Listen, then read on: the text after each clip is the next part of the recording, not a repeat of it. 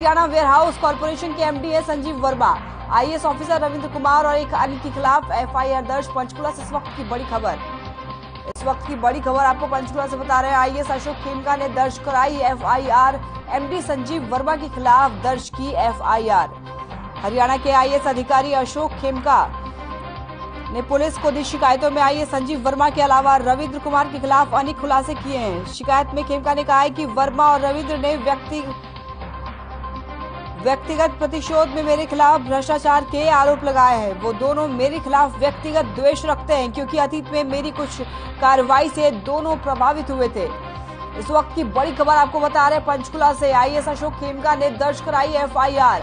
MD Sanjeev Verma के खिलाफ FIR दर्ज कराई है। हरियाणा वेयरहाउस कॉर्पोरेशन के एमडी है संजीव वर्मा। आईएएस ऑफिसर रविंद्र कुमार और एक अन्य के खिलाफ एफआईआर। इस वक्त की बड़ी खबर आपको पंचकुला से बता रहे हैं। हरियाणा के आईएएस अधिकारी अशोक खेमका ने पुलिस को दी शिकायत में आईएएस संजीव वर्मा के अलावा रविंद्र कुमार के खिलाफ अनेक खुलासे किए हैं।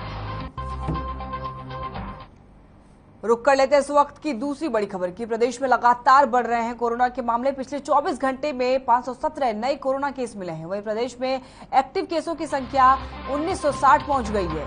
होम आइसोलेशन में 1934 मरीज हैं। प्रदेश में एक्टिव केसों की संख्या 1960 पहुंच चुकी है। होम आइसोलेशन में 1934 मरीज हैं। गुरुग्राम की बात करें तो 409 नए केस मिले हैं। फरीदाबाद में 73 नए केस मिले हैं। पिछले 24 घंटे में 517 नए कोरोना केस मिले हैं। वहीं पंचकुला में 5, करनाल में 2 केस मिले हैं। रोहतक में 7 नए कोरोना केस मिले हैं। भिवानी में 2, झज्जर में 2 केस मिले हैं। फरीदाबाद में 73 नए कोरोना केस मिले हैं। सोनीपत में पिछले 24 घंटे में 517 नए कोरोना मामले मिले हैं।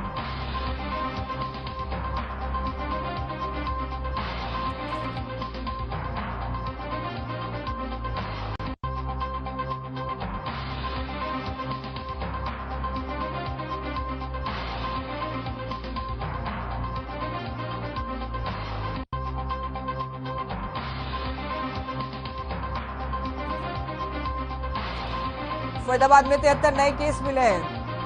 पिछले 24 घंटे में 517 नए कोरोना केस मिले। पंचकुला में 5, करनाल में 2 कोरोना केस मिले। वहीं रोहतक में 7 नए कोरोना केस मिले हैं। फतेहाबाद में 1, पलवल में 2 कोरोना केस मिले। इस वक्त की बड़ी खबर आपको बता रहे हैं। फरीदाबाद में 73 नए केस मिले हैं। प्रदेश में लगातार कोरोना के मामले फिर से बढ़ने लगे हैं। कोरोना अपना पैर पसारने लगा है धीरे धीरे। रोहतक में 7 नए कोरोना केस मिले हैं। फतेहाबाद में 1, पलवल में 2 कोरोना केस मिले हैं। फरीदाबाद में 73 नए कोरोना के केस मिले हैं। प्रदेश में लगातार कोरोना के केस बढ़ रहे हैं। पिछले 24 घंटे में 517 नए मामले मिले हैं। पंचकुला में 5, करनाल में 2 केस मिले हैं। रोहतक में 7 नए कोरोना केस मिले हैं। फतेहाबाद में 1, तो पलवल में 2 कोरोना केस मिले हैं। प्रदेश में लगातार कोरोना के जो मामले हैं वो धीरे धीरे करके बढ़ते हुए नजर आ रहे हैं। लोगों को एक बार फिर से सतर्क होने की जरूरत है। कोरोना अभी गया नहीं है। गुरुग्राम में, फतेहाबाद में 1, पलवल में 2 कोरोना मामले मिले हैं। इस वक्त की बड़ी खबर आपको बता रहे हैं। पिछले 24 घंटे में 517 नए कोरोना केस मिले हैं। सोनीपत में कोरोना के 14 केस मिले हैं। पंचकुला में 5, करनाल में 2 केस कोरोना के मिले हैं। वहीं गुरुग्राम में 409 कोरोना के मामले मिले हैं। प्रदेश में लगातार कोरोना के मामले जो है वो बढ़ने लगे हैं। पिछले 24 घंटे में 517 नए कोरोना केस मिले हैं। प्रदेश में एक्टिव केसों की संख्या 1960 पहुंच चुकी है। होम आइसोलेशन में मरीजों की संख्या जो है वो 1934 है। वहीं अगर गुरुग्राम की बात करें तो गुरुग्राम में 409 नए कोरोना संक्रमित मामले मिले हैं।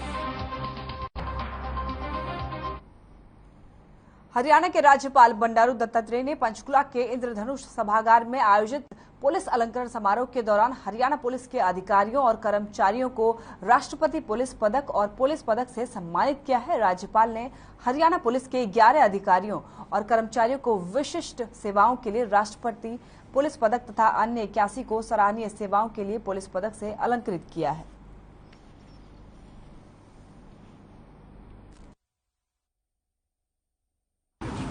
वैसे ही पुलिस जनता के सेवा में जितना जुड़े रहेंगे उतना जो है शांति और अमन आएगा।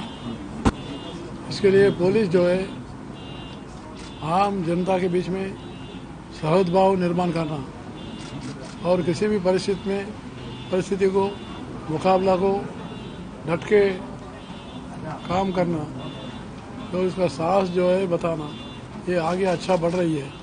और मुझे खुशी भी है, महिलाओं के भी इसमें भागीदारी अच्छी हो रही है। इसके लिए मैं सभी पुलिस वालों को मैं शुभकामनाएं देता हूँ।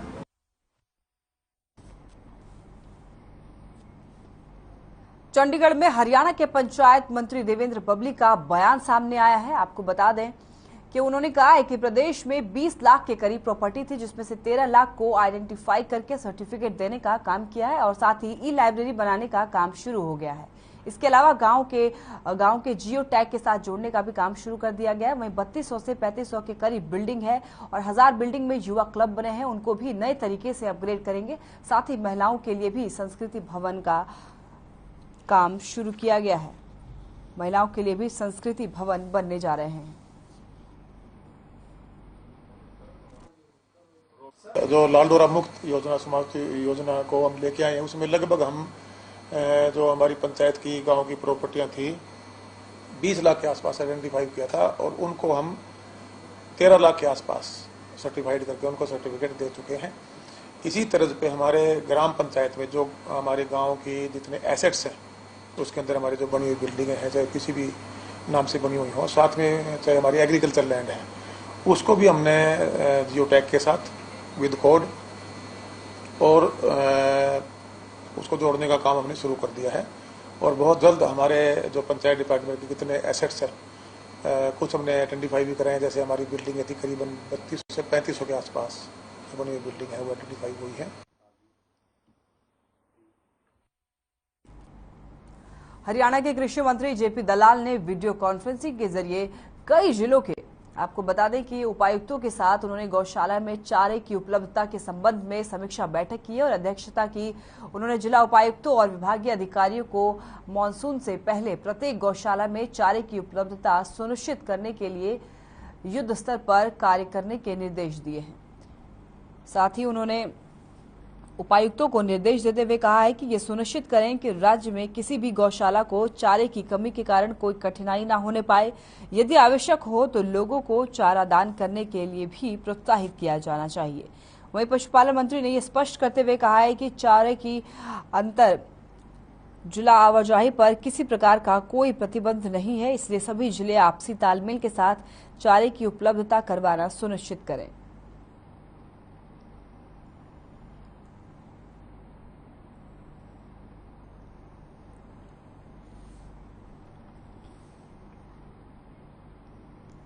फरीदाबाद नगर निगम के विधायक नीरज शर्मा और विधायक शमशेर गोगी ने राज्यपाल को ज्ञापन सौंपा है। उस ज्ञापन में उन्होंने घोटालों पर सीबीआई जांच की मांग की है और साथ ही ज्ञापन में उन्होंने कहा है कि फरीदाबाद नगर निगम में होने वाले घोटाले में उन्होंने जानकारी मांगी थी, जिसमें उन्होंने घोटाले की संख्या के साथ साथ संबंधित कितने मामलों की जांच अब तक विजिलेंस विभाग को सौंपी गई है, उस पर भी प्रश्न उठाया है। वहीं उन्होंने आरोपियों के खिलाफ भी पीसी एक्ट के तहत आपराधिक मुकदमा दर्ज कर गिरफ्तारी की मांग पर जोर दिया है।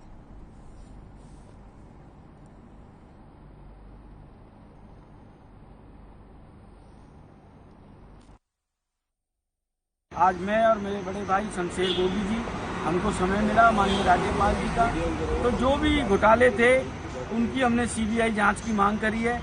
चाहे करनाल का घोटाला हो, चाहे शराब घोटाला हो, चाहे रजिस्ट्री घोटाला हो, चाहे हार्डवेयर चौक जमीन का घोटाला हो। और गवर्नर साहब ने बड़ा पॉजिटिव जवाब दिया, इसकी को चर्चा करके हम लोग आज बाहर आए और हमें पूरी उम्मीद है कि भ्रष्टाचारियों को हम लोग जब तक अंदर नहीं डाल देंगे, दम नहीं लेंगे। जय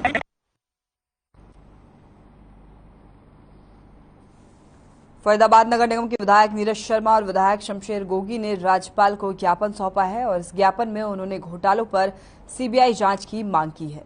साथ ही ज्ञापन में उन्होंने कहा है कि फरीदाबाद नगर निगम में होने वाले घोटाले में उन्होंने जानकारी मांगी थी, जिसमें उन्होंने घोटालों की संख्या के साथ साथ संबंधित कितने मामलों की जांच अब तक विजिलेंस विभाग को सौंपी गई है, उस पर भी प्रश्न उठाया है।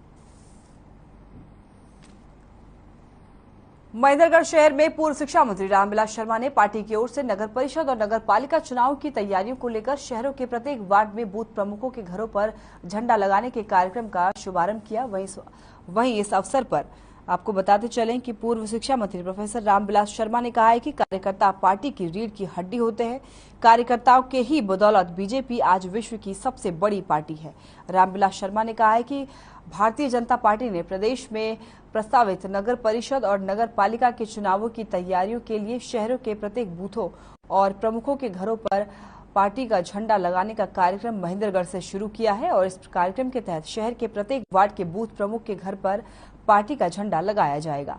और साथ ही इस मौके पर बीजेपी जिला अध्यक्ष राकेश शर्मा ने कार्यकर्ताओं से आह्वान किया है कि सभी नगर परिषद और नगर पालिका के चुनावों के लिए जी जान से जुट जाए ताकि भारी बहुमत से नगर परिषद और नगर पालिका चुनाव में बीजेपी उम्मीदवारों की जीत सुनिश्चित हो सके।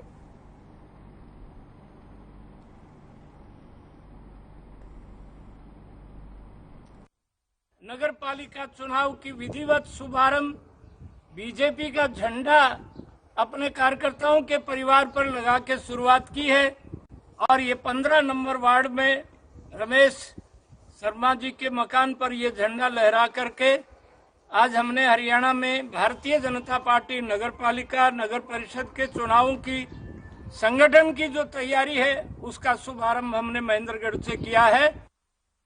भारतीय जनता पार्टी नगर निकाय चुनाव की तैयारियों को लेकर पहले पीडब्ल्यूडी रेस्ट हाउस में मंडल अध्यक्ष, मंडल के महामंत्री, विस्तारक, पालक सभी ने मिलकर कल हमारी चुनाव प्रभारी डॉक्टर सुधा यादव जी महेंद्रगढ़ में आ रही हैं। जो हमारे वार्ड के प्रमुख, वार्ड के प्रभारी और शक्ति केंद्र प्रमुखों की बैठक लेंगी। उससे पहले पीडब्ल्यूडी रेस्ट हाउस में 12 बजे चुनाव संचालन समिति की बैठक हुई जिसकी अध्यक्षता चुनाव संचालन समिति के अध्यक्ष पूर्व मंत्री, पूर्व प्रदेश अध्यक्ष प्रोफेसर रामविलास शर्मा जी करेंगे। उसी के निमित्त तैयारियों को अंतिम रूप देने के लिए आज हमने बैठक की। वक्त हो चला एक छोटे से ब्रेक के लिए, कहीं मत जाइएगा, फौरन हाजिर होंगे।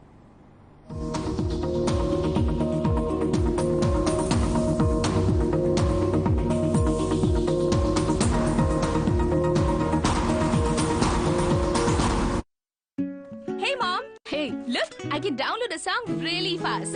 I can make dosas faster. Must be joking. Bus 3 easy steps. Mix with water, spread batter, fry. गाना डाउनलोड हुआ? नहीं, पर तब तक मैं इडली बनाती हूँ। हमने बनाया किड्स से। अरे रंगों का उमंगों का, अरे रंगों का उमंगों का जज्बा कहाँ रुकता है।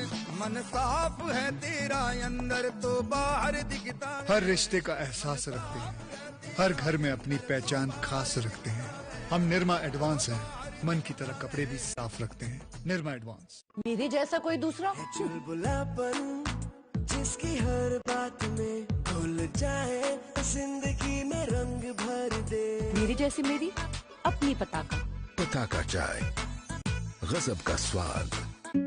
Hey mom, hey, look, I can download a song really fast.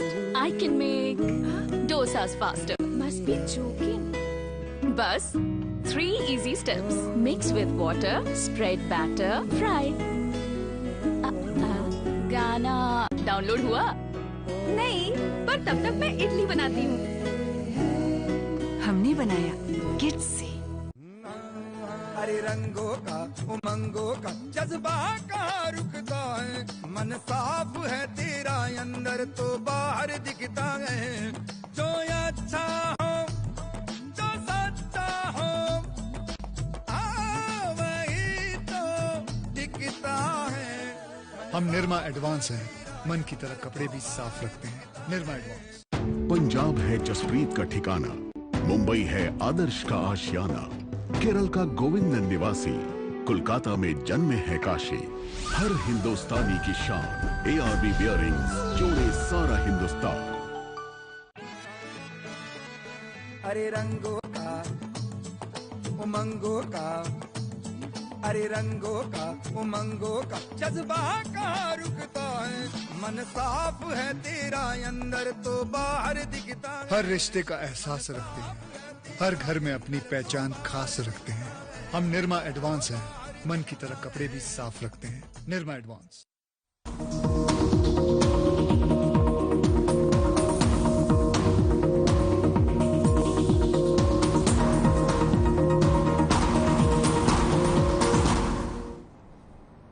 Break के बाद आपका स्वागत है। बढ़ते खबरों में आगे खबर फतेहाबाद से है, जहां विद्यालय अध्यापक संघ संबंधित सर्व कर्मचारी संघ ने मुख्यमंत्री के नाम ज्ञापन सौंपा है।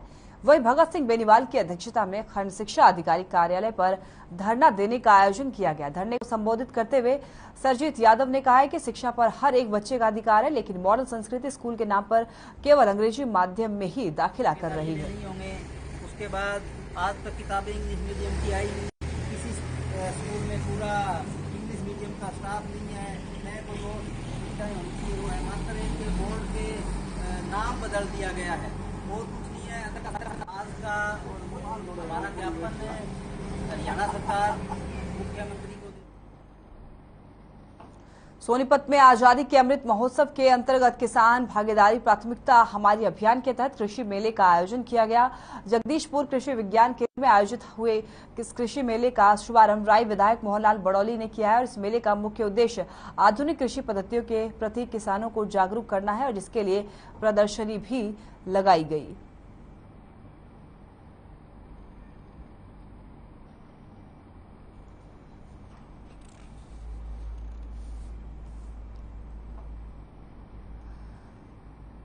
धर्मनगरी कुरुक्षेत्र में शिक्षक अपनी मांगों को लेकर अनिश्चित धरने पर हैं। धर्मनगरी कुरुक्षेत्र में राजकीय प्राथमिक शिक्षक संघ की ओर से लघु सचिवालय कुरुक्षेत्र में धरना दिया गया, जहां शिक्षक बोले MIS पोर्टल सही तरह से चल नहीं रहा है, जिससे छात्रों के दाखिले नहीं हो पा रहे। शिक्षकों ने अपनी मांगों को लेकर उप जिला शिक्षा अधिकारी को मुख्यमंत्री हरियाणा के नाम ज्ञापन सौंपा है और अनिश्चितकाल धरने की घोषणा की है और ये भी कहा है कि ये धरना अनिश्चितकाल के लिए दोपहर 3 बजे से शाम 5 बजे तक प्रत्येक जिला सचिवालय पर जारी रहेगा।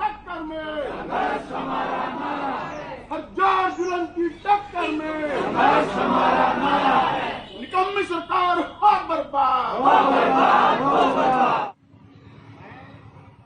मैं नरेश फुले, राजकीय प्राथमिक शिक्षक संघ थानेसर की तरफ से जिला थानेसर प्रधान।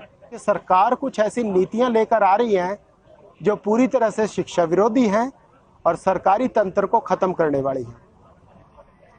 आज RTE के तहत जहां सरकार ये बात कहती है कि हर किसी को सरकार मुफ्त शिक्षा दी जाएगी, राजकीय प्राथमिक शिक्षा संघ की तरफ से न केवल इस जिले कुरुक्षेत्र में बल्कि पूरे राज्य के 22 जिलों में आज ये क्रमिक अनशन की शुरुआत हुई है और इसका पहला दिन है, जिसमें हमने अपनी मांगे यहाँ की डिप्टी DO संतोष शर्मा जी को दी हैं ताकि वो हमारी बातें ऊपर शिक्षा विभाग और मुख्यमंत्री तक लेके जा सके। अब बातें क्या हैं कि दरअसल हमारी समस्याएं बहुत धरातलीय हैं, बहुत वाजिब समस्याएं हैं।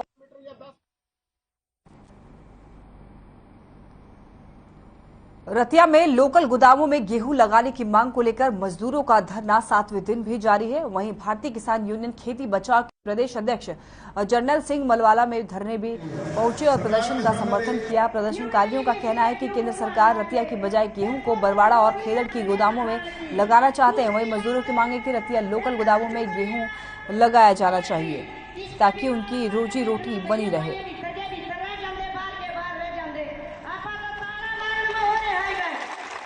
किसान और मजदूर एक दूसरे के बिना अधूरे हैं। 7 दिन से रतिया में लगातार मजदूरों का धरना चल रहा और करीब करीब ये 600 परिवारों का मुद्दा है। ये उनके रोजगार का मुद्दा है, उनके बच्चों को भरपेट रोटी मिले, ये उसका मुद्दा है।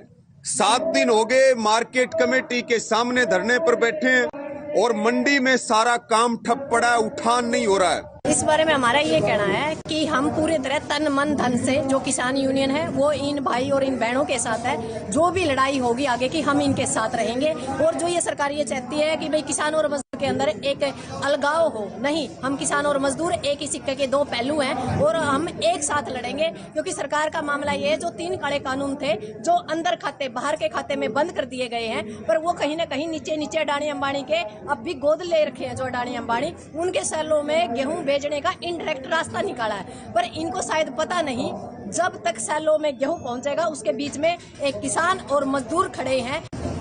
सरकार के कहने पर तो ये उठान नहीं होगा ना, सरकार मसले को हल करे फिर उठान होगा। सरकार बोल रही है कि हम ये उठवा देंगे कल को, ऐसे कैसे उठ जाएगा जब तक मजदूर बैठे हैं यहाँ पर। मजदूर टस से मस होने वाले नहीं है जब तक इनकी मांग पूरी नहीं होती। और दूसरी बात, SDM साहब ने एक कल जो आपने पहले भी पूछा था कि लोगों के जॉब कार्ड बनाने की बात कर रहे हैं मनरेगा की।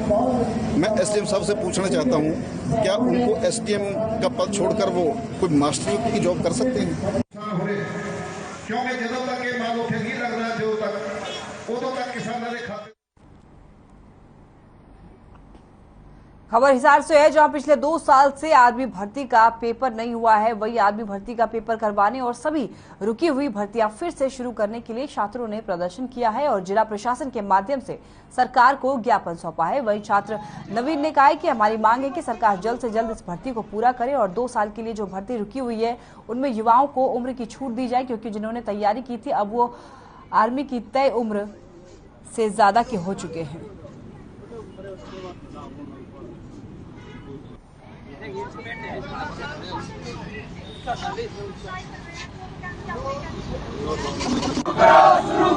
आर्मी भर्ती शुरू करो।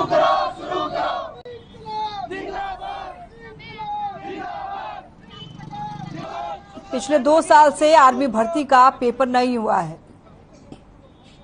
वहीं आर्मी भर्ती का पेपर करवाने को लेकर के सभी रुकी हुई भर्तियां फिर से शुरू कराने के लिए छात्रों ने प्रदर्शन किया है और जिला प्रशासन के माध्यम से सरकार को ज्ञापन भी सौंपा। वहीं छात्र ने कहा है कि हमारी मांग है कि सरकार जल्द से जल्द इस भर्ती को पूरा करे और 2 साल के लिए जो भर्ती रुकी हुई है उनमें युवाओं को उम्र की छूट दी जाए। बहादुरगढ़ के सुभाष नगर में 8 दिन पहले हुई 10 साल के बच्चे की हत्या के मामले को पुलिस ने सुलझाने में सफलता हासिल की है। दरअसल 10 साल के बच्चे मनीष उर्फ गोलू की हत्या उसी के साथ खेलने वाले उसके 15 साल के दोस्त ने की थी। मिली जानकारी के अनुसार दोनों दोस्त आपस में खेलते हुए झगड़ पड़े थे और झगड़े के दौरान मनीष ने अपने नाबालिग दोस्त को उसकी स्वर्गवासी मां के बारे में अपशब्द कहे, जिससे आरोपी ने गुस्से में ईंट मारकर मनीष की हत्या कर दी। झज्जर जिले के SP वसीम अकरम ने बताया है कि शुरुआती पूछताछ में आरोपी ने अपना गुनाह कबूल कर लिया है। फिलहाल आरोपी को कोर्ट में पेश किया गया है, जहां से उसे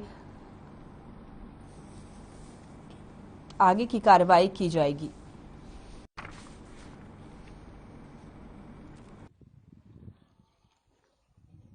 मामला आया है कि उनकी बातचीत में आपस में कोई इस तरह की बात कही गई जिस कारण बड़े जो बच्चा 17 साल का है, 15 साल का बच्चा है, जो आरोपी है, उसने उस घटना को अंजाम दिया।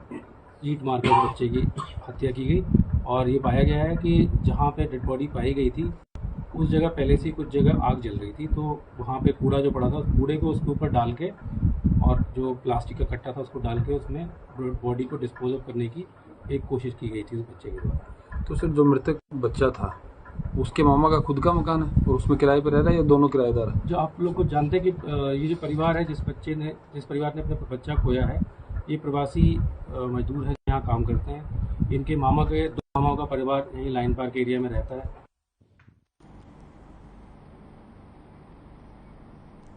रेवाड़ी में पुलिस को बड़ी कामयाबी मिली है। यह मामला मॉडल टाउन थाना क्षेत्र का है, जहां पुलिस ने बीते दिनों ब्रास मार्केट स्थित बैंक ऑफ बड़ौदा के ATM को उखाड़ने की वारदात में शामिल 2 आरोपियों को गिरफ्तार किया, जबकि इसी वारदात में शामिल 2 अन्य आरोपियों को भी जयपुर की ग्रामीण पुलिस ने गिरफ्तार कर लिया है। वहीं पुलिस ने तकनीकी मदद और CCTV फुटेज से मामले की जांच करते हुए 1 सप्ताह में ही इस वारदात का पर्दाफाश कर दिया।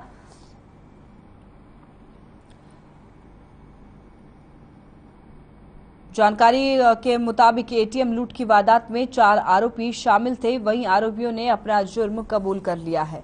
पुलिस की माने तो अपराधियों का लंबा आपराधिक इतिहास है। फिलहाल पुलिस आरोपियों के खिलाफ विभिन्न धाराओं में मामला दर्ज कर आगे की कार्रवाई में जुट गई है।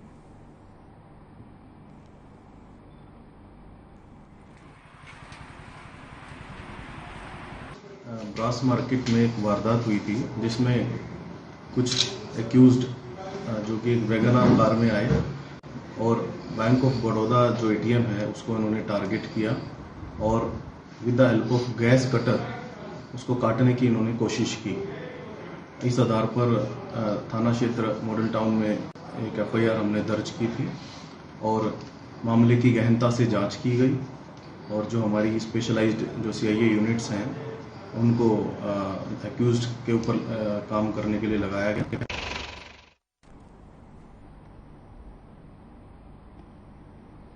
चलिए फिलहाल के लिए बुलेटिन में बस इतना ही। देखते रहिए हर खबर। नमस्कार।